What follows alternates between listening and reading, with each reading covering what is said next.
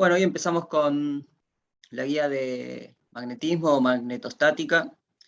Vamos a resolver el ejercicio 2, uno de los ítems del ejercicio 2, que pide usar la ley de Ampère para calcular el campo de una dada distribución de corrientes.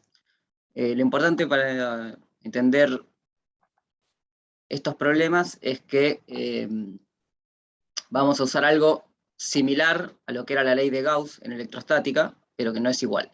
Entonces, empecemos repasando un poco lo que habrán leído de los campos magnéticos. La idea es la siguiente. Los campos magnéticos, que se conocen desde hace muchísimo, se sabe que ejercen fuerza sobre los imanes, y a su vez son generados por los imanes. Al principio, en la antigüedad, se pensaba que era algo distinto a la electrostática, que también se conocía. Al frotar objetos se veía que se podían pegar algunos entre sí. Y después, bueno, se fueron unificando la fuerza eléctrica y la fuerza magnética, y hoy sabemos que son como dos caras de la misma moneda. El primer experimento que dio cuenta de eso tenía que ver con acercar una brújula, que una brújula básicamente es un objeto imantado que se alinea con el campo de la Tierra, a un cable por el que circula una corriente. Y se ve que la brújula reacciona, es decir, el cable por el que circulaba corriente, que era un fenómeno eléctrico, como los que veníamos estudiando hasta la guía pasada, generaba un campo magnético. Y ese campo magnético generaba una fuerza sobre la brújula. Entonces ahora, bueno, sabemos que justamente lo que genera los campos magnéticos son eso, cargas en movimiento. Entonces las cargas quietas generan campos eléctricos o electrostáticos, las cargas en movimiento generan campos magnéticos.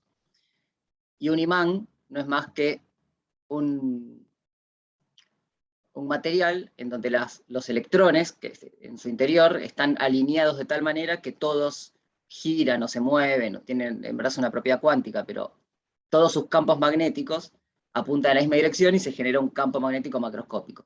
Un material no magnético, los electrones, los campos magnéticos que generan son aleatorios, se cancelan entre sí, entonces no genera un campo magnético macroscópico. Entonces, bueno, esta es la definición, esto es lo que se llama la ley de Biot-Savart, creo que en la guía no hay que usarlo, es como el análogo a lo que era la ley de Coulomb. La ley de Coulomb te dice, una carga puntual genera un campo eléctrico de tal forma, y si tenemos una distribución grande de carga, simplemente hay que sumar todas las contribuciones de esas cargas, que si la distribución de carga es continua, sumar quiere decir integrar. Entonces acá es lo mismo, el campo magnético que genera una corriente I, tiene esta expresión, disminuye a medida que nos alejamos de la corriente, disminuye con R cuadrado, y para calcularlo hay que hacer esta cuenta, donde dl es digamos, el diferencial de línea por donde circula la corriente, I es la intensidad de la corriente, R versor es el punto donde el versor que apunta en la dirección donde estamos mirando el campo, y mu0 sobre 4pi son constantes, igual que epsilon 0 en electrostática. Entonces, sabiendo la fuerza de Coulomb en electrostática, podíamos deducir la ley de Gauss, y ahora, sabiendo la ley de Biot-Savart, podemos deducir la ley de Ampère. Eso, bueno, está explicado en el apunte, no lo vamos a repasar ahora. Vamos a ir directo a hacer el ejercicio, y también está en la actividad. La ley de Ampère dice esto. La integral, digamos, sobre una curva que nosotros elegimos, cualquiera, la integral del campo sobre esa curva es igual a mu0 por la I encerrada en la curva. Entonces, en la ley de Gauss en electrostática lo que hacíamos era elegir una superficie y sabíamos que el flujo del campo eléctrico a través de esa superficie estaba relacionado con la carga encerrada en la superficie. Ahora lo que tenemos es que en vez de elegir superficies vamos a elegir curvas, y no es el flujo lo que está relacionado con el análogo a la carga, que ahora es la corriente, sino la circulación, que en vez de ser una integral de superficie, es una integral de línea, es decir, el campo, la integral del campo en esa línea va a ser igual a la corriente que atraviesa la superficie que genera esa curva. ¿Se entiende?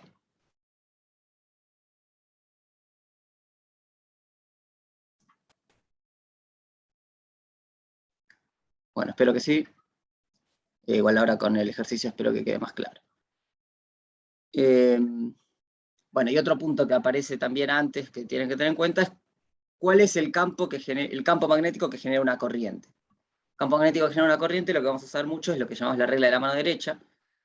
Entonces, una corriente que apunta en una dirección dada genera un campo magnético que es como una circulación alrededor de la corriente, y la dirección de esa circulación usamos la mano derecha y nos da eso. Eso es lo que vieron acá en la actividad semanal. ¿No? Una corriente en este sentido genera un campo que gira a su alrededor así. Y ese campo lo podemos observar poniendo, por ejemplo, brújulas y ver cómo se alinean. Y después, bueno, vieron otro ejemplo acá en donde usan la ley de Ampère para calcular el campo generado por una corriente. Ahora vamos a usar la ley de Ampère para calcular el campo generado por una densidad superficial de corriente. Es decir, tenemos un plano por el que circula una corriente y tenemos que calcular el campo B. Este es ejercicio 2B. Entonces, si se acuerdan en Gauss, lo que teníamos que hacer era, usando argumentos de simetría, determinar cuál iba a ser la dirección del campo y de qué coordenadas depende el campo, para cuando tenemos que hacer la integral de flujo, poder sacar el campo afuera de la integral y que nos quede el campo por la superficie. O a lo sumo, que en algunos lados el campo por el vector de la superficie sea 0 y que en otros sea 1. Pero la idea es que tenemos que tener un campo, digamos, teníamos que elegir una superficie apropiada dada la configuración de carga para poder usar la ley de Gauss. Y acá es más o menos lo mismo. Tenemos que usar primero argumentos de simetría para determinar en qué dirección va a apuntar el campo y de qué variables va a depender el campo, para después ir a la ley de Ampère y que esta integral sea fácil de resolver, es decir, poder sacar el B afuera de la integral y que nos quede, ahora en vez del campo por la superficie, el campo por la longitud de la curva. Y esta parte es la parte fácil, digamos. Es una vez que elegimos la curva, conocer la corriente. Bueno, a veces hay que pensar un poco, pero en general es la parte más fácil. La parte más difícil está relacionada con esto, con entender cómo apunta el campo y cómo hago esta integral de línea.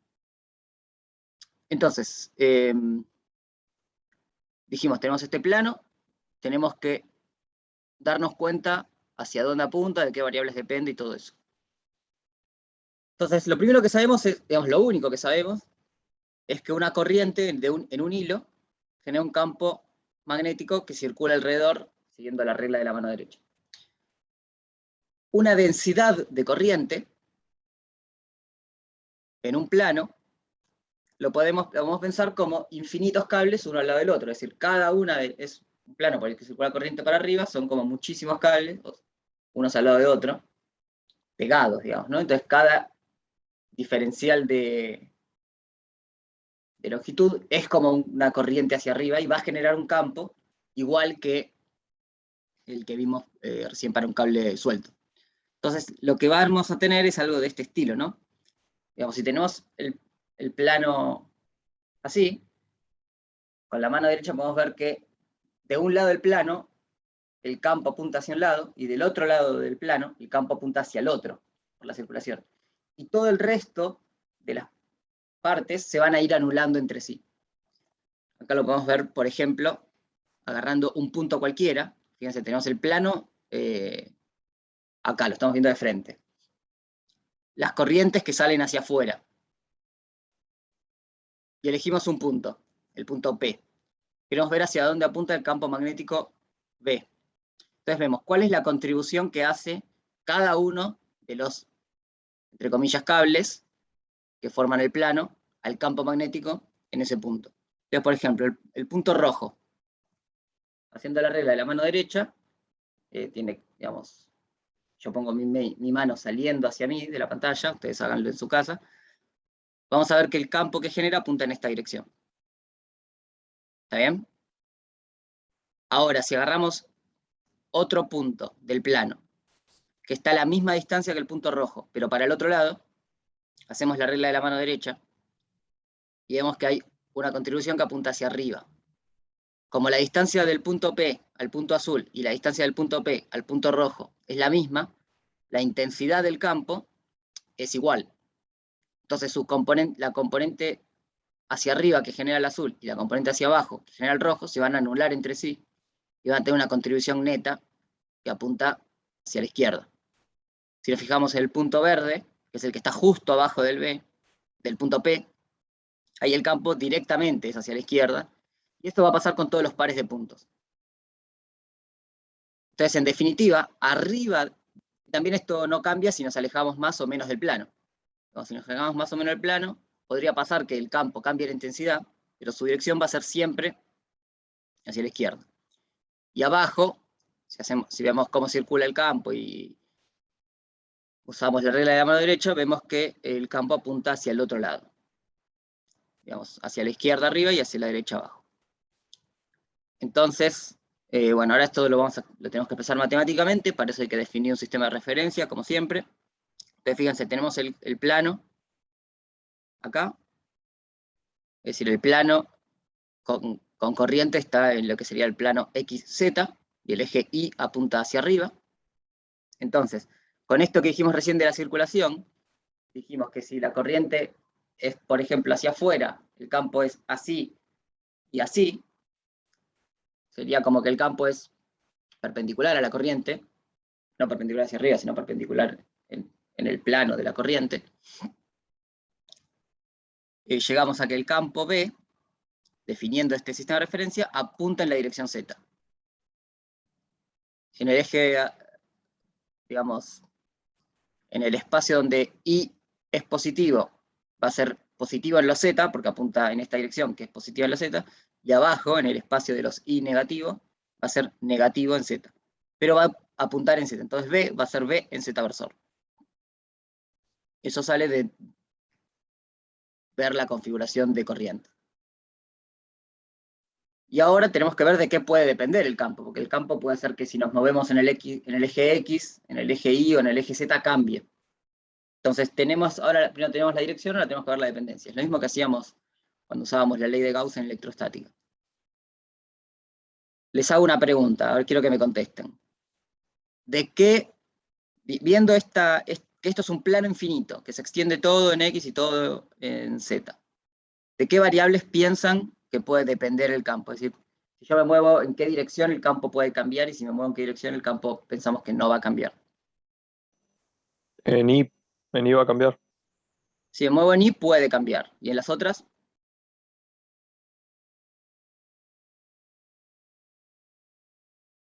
Diría que no, porque es infinito. claro, el plano es Digamos, infinito. porque Entonces, siempre es lo mismo. sí, exactamente. Si yo me muevo en X o me muevo en Z, lo que veo es lo mismo, veo la misma distribución de corriente. Si veo la misma distribución de corriente, el campo no puede ser distinto, tiene que ser igual. Entonces, bueno, esto es lo que pusimos acá abajo, ¿no? Dice, el campo en principio puede depender de cualquier variable, X, Y y Z. Pero si me muevo en X, si me muevo de X a X0, o si me muevo en Z, me muevo de Z a Z más Z0, veo lo mismo. Entonces el campo no puede depender ni de X ni de Z. Sí puede depender de Y, porque si yo me voy para arriba o me voy para abajo, estoy más lejos del plano, tendría sentido que cambie. Entonces, en principio lo que tenemos es que el campo depende de la variable Y y apunta en la dirección Z. Listo, ahora con esto vamos a tener que elegir una curva apropiada para usar la ley de Ampère y poder calcular cuánto vale B, que es lo que queremos calcular. Entonces, siempre que elegimos una curva en Ampère, tiene que ser una curva por la que atraviese corriente, y que la corriente la atraviese de forma perpendicular.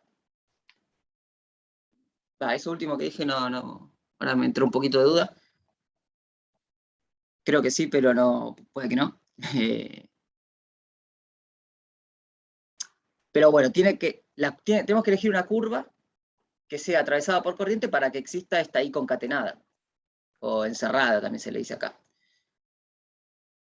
Y tiene que ser una curva que cuando yo haga el producto escalar entre el campo y el diferencial de la curva, ese producto escalar sea o 1 o 0, para poder sacar el campo afuera de la integral, o que directamente se anule en algún tramo, digamos. Si el campo es 0 en todos lados, la ley de Ampère no me va a decir nada. Pero si en algunos tramos me da 0, bueno, digamos, me va a permitir hacer esta integral. Esto lo digo porque ahora vamos a ver que la curva que elegimos, tenemos estos dos casos. Entonces, tiene que ser una curva que encierre la corriente para poder calcular bien este término, y que me permita hacer fácil esta integral. Acuérdense siempre que la incógnita es el campo, lo que queremos calcular es el campo. Entonces, yo no sé cuánto vale el campo arriba, no sé cuánto vale el campo abajo, pero ya sé que varía si yo varío en Y, pero no varía si yo me muevo en X o en Z, y sé en qué dirección apunta. Entonces, si yo tomo esta curva, este cuadrado de acá, fíjense, a lo largo de la línea C1, digamos, esta es una curva que es un cuadrado, está compuesto por 4 líneas, C1, C2, C3 y C4. Esas líneas son rectas. No es un círculo, no es nada. Entonces, si yo me muevo a lo largo de C1, el campo B no varía, porque estoy a una Y constante, es decir, estoy a una altura constante. Esta línea no es una línea que se va para arriba o que se va para abajo, se mantiene en una Y constante. Dijimos que el campo solo puede depender de Y, entonces a lo largo de toda esta línea C1, el campo Y no varía. Cuando yo me muevo a lo largo de esta línea C4, el campo Y sí va a variar, porque me estoy moviendo en el eje Y. Me estoy moviendo de los, digamos, acá está dibujado el sentido de la circulación de la línea, ¿no? En esta flechita. Me estoy moviendo de los Y altos hacia los Y bajos, y después me voy a los Y negativos. Dijimos que el campo Y, el campo B, sí puede depender de la altura. Entonces, a lo largo de esta línea, el campo B va a variar. Entonces, cuando haga esta integral, en principio no lo voy a poder sacar afuera de la integral, porque a medida que me voy moviendo, el campo B va variando. Pero ¿qué pasa? El campo B a lo largo de la línea C4 es perpendicular a la línea. El campo B apunta hacia afuera, digamos hacia afuera, apunta en Z, y DL apunta en Y. Entonces el producto escalar entre B y DL a lo largo de la línea C4 va a ser 0. Y después con C3 me va a pasar lo mismo que me pasaba con C1, que el campo va a ser constante a lo largo de esta línea porque estoy moviéndome a una altura constante, y en C2 me va a volver a pasar lo mismo que en C4, que es que el producto escalar da 0. ¿Se entiende?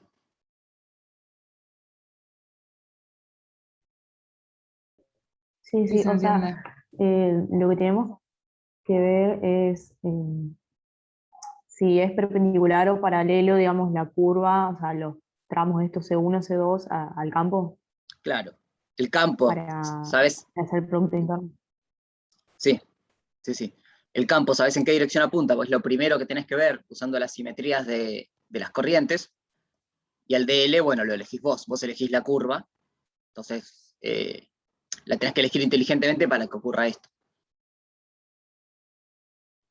Dale, perfecto, gracias. Entonces, bueno, acá primero dice, primero vemos quién es la I encerrada, ¿no? O sea, primero vamos a resolver este término de la ecuación. La curva que tomamos es un cuadrado, la I es toda la I que pasa a través del cuadrado. G es una densidad de corriente. Entonces, es una densidad de corriente superficial. La corriente total va a ser G por la longitud que estemos observando. Entonces, si la curva esta mide una longitud L, L chiquita, la densidad de corriente va a ser la G que la atraviesa por L. Digamos, es esta línea amarilla que está dibujada acá. Toda la corriente que atraviesa la superficie es la corriente que atraviesa esta línea amarilla, y esta línea amarilla tiene una longitud L. Entonces, la corriente encerrada total es G por L. ¿Está bien? En general tenemos densidades de corrientes superficiales, que tienen unidades de amper dividido, amper por metro, por ejemplo, es decir, cuántos amper por un metro de superficie atraviesan. O si después podemos tener algún problema en lo que haya en vez de un plano, imagínense, por ejemplo, un cilindro entero cargado todo adentro, esa es una densidad de corriente en volumen. Si atravesamos ese tubo con un plano, por ejemplo, la corriente total va a ser la densidad, pero ahora por una superficie, por la superficie del cilindro.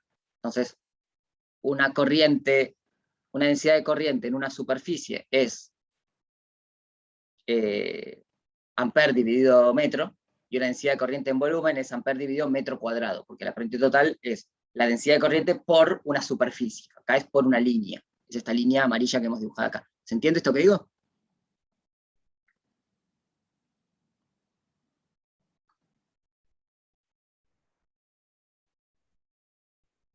Bueno, Sí, espero se que sí. entiende, pero el valor de esta línea amarilla, tipo la longitud, ¿la elegís vos o no? Porque vos Sí, es elegís arbitrario. Ok, bueno. Claro, porque yo elijo la curva. Digamos, yo esta curva la puedo elegir más larga, más chica. Después vamos a ver que se va a cancelar este L y no va a influir en el resultado, lo cual tiene sentido, porque el campo B no puede depender de algo que yo elegí de manera arbitraria. Ok, ok. Pero nos sirve para hacer las cuentas. Entonces, elijo una curva arbitraria, veo cuál es la I encerrada. Bueno, G, que es la densidad de carga, la densidad de corriente, por la longitud esta. Y ahora, bueno, ya resolvimos esta parte de la ecuación. Mu0 es dato, G es dato, y L lo elijo. Ya tenemos que ver qué pasa con esta parte de la ecuación. Bueno, un poco ya le fui adelantando lo que pasa con el producto interno entre B y el diferencial de línea de la curva que estamos recorriendo. Esta integral la separamos en 4 partes. La integral sobre la curva 1 de B, producto escalar, diferencial de línea, la integral sobre la curva 2, 3 y 4. Entonces dijimos que sobre la curva 2 y sobre la curva 4, o sea, todo este término me da 0. ¿Por qué? Porque B, producto escalar, diferencial de línea, es 0.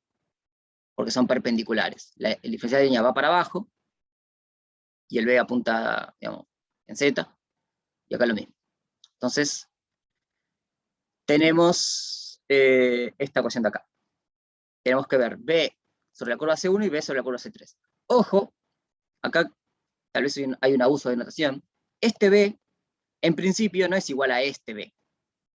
Porque esto es el B, acuérdense que B depende de I. Y esto es el B en diferentes Is. Uno es el B arriba y otro es el B abajo. Entonces, si el B puede depender de I, y depende de I por lo menos en su dirección, ahora, ya sabemos que arriba apunta hacia un lado y abajo apunta hacia el otro, es decir, uno va a ser positivo y el otro va a ser negativo, es decir, esto va a ser un valor, uno va a ser positivo y el otro va a ser negativo. Bueno, en principio no es lo mismo. Lo que sí sabemos también por simetría es que si yo estoy arriba del plano, por ejemplo, 10 centímetros, y estoy abajo del plano, 10 centímetros, el módulo tiene que ser igual, porque lo que está viendo el que está abajo es exactamente igual a lo que está viendo el que está arriba. Solo que uno ve la corriente para un lado y el otro la ve para el otro lado, por eso los campos apuntan en direcciones opuestas, pero el módulo tiene que ser igual. Entonces lo que vamos a ver es que el B en C1 tiene el mismo módulo que B en C3, pero sentido distinto. Y los dos, esta es la parte importante, tienen el mismo sentido de la circulación de la curva. Es decir, B a la altura de C1 tiene la misma dirección que la curva C1, es decir, el producto de B escalar de L es 1. 1 no, el coseno sería. Y acá abajo, también como el B apunta para, digamos, negativo en los Z, yo estoy recorriendo C3 de manera negativa en Z, es decir, de acá hacia atrás, quieran decirle, el producto escalar también me va a dar, el coseno me va a dar 1, y el producto escalar de B con DL va a ser el módulo de B por el diferencial de línea. Entonces, estos 2B terminan, cuando hacemos este producto de línea, B escalar de L en C1 y B escalar de L en C3, me queda el mismo B y me queda diferencial de Z, simplemente porque son B con escalar de L son paralelos y apuntan en la misma dirección, en los dos lados, y porque estoy a las mismas alturas. Entonces, cuando hago, digamos, de acá a acá, lo que estoy diciendo es, este B, o este B, si queremos, con este B, apuntan en direcciones opuestas. Pero cuando hago el producto escalar, me queda lo mismo. B diferencial Z. El diferencial de línea se convierte en diferencial Z porque es lo que estoy recorriendo. Y estos dos B tienen el mismo módulo porque elegí la curva a la misma altura. Entonces me termina quedando esto. Ahora, por lo que dijimos antes, el B no depende de Z. Entonces, si yo me muevo en Z, el B no cambia. Entonces lo puedo sacar afuera de la integral. Entonces me queda la integral de B por la integral de C1 de Z más B por la integral de C3 de dz. Y esto de acá es simplemente la curva de la línea. Y esto, la curva de la línea, la longitud de la curva, la longitud de la línea. Y esto también, la longitud de la línea C1. ¿Y cuánto mide? L. Es lo mismo que habíamos dicho antes. Elegimos arbitrariamente cuánto mide esta curva. Entonces, esto me queda B por L, esto me queda B por L, la suma de las dos me queda 2B por L. Tenemos que tener en claro es que este B es el B a una altura dada. ¿Está bien? Y es positivo en los Z en algún lado, cuando pensemos en su vector, y negativo en los Z en el otro lado. ¿Está bien esta parte? ¿Toda esta cuenta se entendió?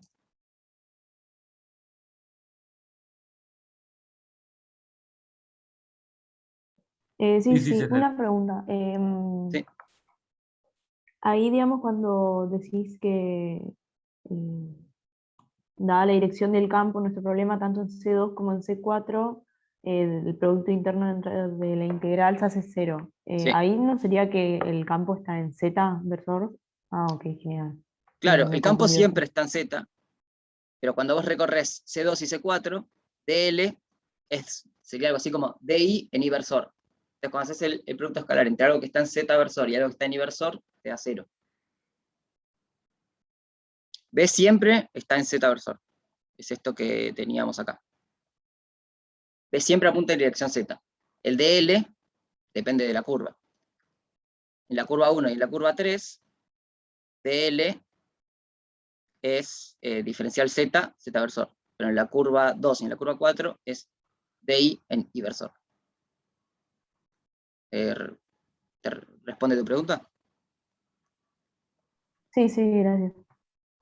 Entonces, bueno, estas dos se cancelan, y la de 1 y 3, bueno, pasa todo lo que dijimos recién.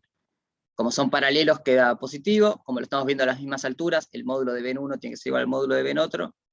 Como B solo depende de I, y me está moviendo en Z, sale afuera de la integral, entonces resolvemos la integral es solamente la longitud de la curva, entonces queda 2 veces el campo por la longitud de la curva.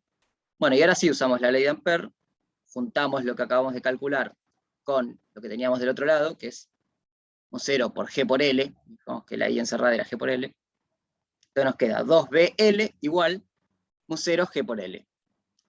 Y los L obviamente se van, que es lo que decíamos antes, como era arbitrario, el resultado no podía depender de L. Entonces despejamos B, que es lo que queremos, y nos queda B un 0 G sobre 2. Y esto obviamente es el módulo de B. Para ver la dirección y el sentido teníamos que usar los argumentos que hicimos anteriores, que era acordarnos de esto. Entonces queda que el campo es, este es el módulo, pero nosotros sabíamos que en los ejes, digamos en el espacio en donde I es positivo, el campo B es positivo en la dirección Z. Pero acá abajo, vamos acá, el campo B es negativo en la dirección Z. Entonces lo que obtuvimos recién es el módulo, pero cuando queremos expresar un vector tenemos que expresar módulo, dirección y sentido. Entonces tenemos que, si I es positivo, B va a ser el módulo que obtuvimos en Z versor, y si I es negativo, el campo va a ser el módulo que obtuvimos en menos Z versor, o sea, menos en Z versor, porque apunta hacia los Z negativos, el campo B. Entonces tenemos esta expresión final. El campo B es mu0G sobre 2 en Z versor, si I es mayor que 0, y menos mu0G sobre 2 en Z versor, si I es menor que 0. Y listo, terminó el problema. Fíjense una cosa, ¿depende esto de ahí? Si yo me alejo mucho en I, ¿cambia el campo? Miren esta expresión.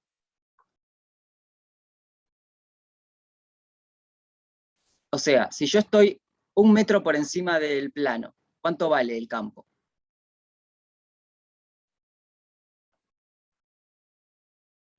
Lo mismo. O sea, Lo mismo que como, qué. Digamos, o sea, lo ¿cuánto mismo que vale? depende. Sí, No, quería decir, o sea, como que lo único que depende de I es el sentido del campo, pero como que no la intensidad. exacto. Si estamos arriba del plano, va a valer siempre lo mismo el campo. Así estemos 1 metro arriba o 1000 metros arriba. Vale mu0 g sobre 2. Si esto nos hubiese dado mu0 g dividido 2i, ahí sí, a medida que nos alejamos, el campo disminuye en intensidad. Pero no aparece la i acá. La i solo aparece acá, en esta parte, en lo que decías vos, que depende el sentido o la dirección, solamente si estamos en los i positivo o negativo. Entonces depende de i solamente en esa parte, en si estás arriba del plano o abajo del plano. Después el módulo es siempre igual. Y esto es parecido al plano cargado infinito. ¿Se acuerdan que el plano cargado en electrostática, si vos te vas muy arriba o si estabas cerca, bueno, la fuerza electrostática o el campo electrostático era siempre igual. A diferencia de, por ejemplo, una carga puntual o un hilo cargado, donde ahí teníamos que sí, si nos alejábamos, el campo disminuía. Y acá, bueno, pasó lo mismo. Una corriente superficial genera una corriente superficial en un plano infinito, que obviamente es una aproximación, genera un campo magnético que no depende de la distancia del plano. Sí depende si estás abajo o arriba. Esa es la única dependencia con I. Va a haber otras configuraciones de corriente en donde el campo sí va a depender de la distancia, va a depender de la posición en donde estamos, ¿no? Pero bueno, este es el resultado que obtuvimos para este campo. ¿Se entendió todo? ¿Alguna pregunta?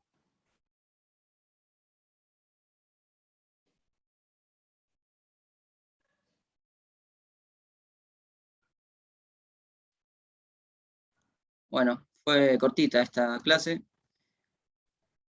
Si no hay más, A mí cortamos. me quedó por Sí, ahí un poco decime. confuso el tema este de que no depende de I, o sea, como que por ahí me cuesta verlo. O sea, por la ecuación sí, pero, ¿Por qué no depende de I? o sea, ¿por qué no? Claro, Es parecido a lo que pasaba en electrostática. La verdad es que si vos tenías en general una densidad de corriente que era, digamos, una carga puntual depende de la distancia como R cuadrado, ¿no? Ahora, si vos tenés un hilo infinito, sí, depende como 1 sobre R, es decir, como que decae más lento, porque en una dirección del espacio eso es, el hilo es infinito. Y si tenías un plano infinito, no depende de R, nunca. Mientras más te alejes, la fuerza, el campo eléctrico era igual. Y eso en ciertos sentidos porque si vos te abstraes un poco de la escala en la que estás, es decir, fíjate, vos estás 10 centímetros arriba del plano, vos mirás para abajo y ves un plano infinito, es decir, tenés infinita carga hacia un lado, infinita carga hacia el otro, infinita carga hacia otro, infinita carga hacia otro. Si te vas muy arriba, el plano sigue siendo infinito, entonces ese muy arriba nunca es suficiente, el plano es infinito, entonces vos estás a 1 kilómetro arriba del plano, pero igual tenés infinita carga hacia un lado, infinita carga hacia otro lado. Entonces todas las contribuciones siempre se van a ir anulando y te va a quedar la fuerza en la misma dirección. No sé, es una forma de verlo, igual sí es un poco antiintuitivo que no dependa de la altura. El tema es que infinito es muy grande, no es un poco grande, es infinito. Entonces, cualquier altura que vos elijas siempre va a ser igual a 0 comparado con la infinitud del plano. Y por eso no depende de la altura la fuerza. Y acá es lo mismo, la corriente es infinita. Si vos estás a una altura finita, ese infinito es infinitamente más grande. Es redundante lo que estoy diciendo. Pero sí, es un poco antiintuitivo que no dependa de la altura, pero es en general lo que pasa con los planos infinitos, tanto en electrostática como acá en magnetostática.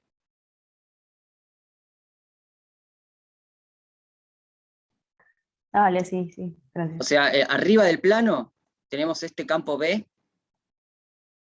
que vale lo mismo, vale mu0 g sobre 2, todo hacia arriba lo que quieras. Y abajo vale lo mismo también, en todo el espacio.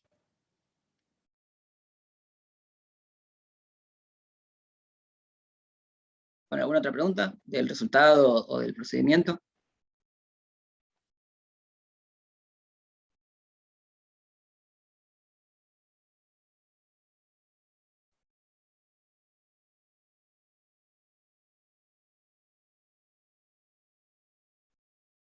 Bueno, estamos entonces.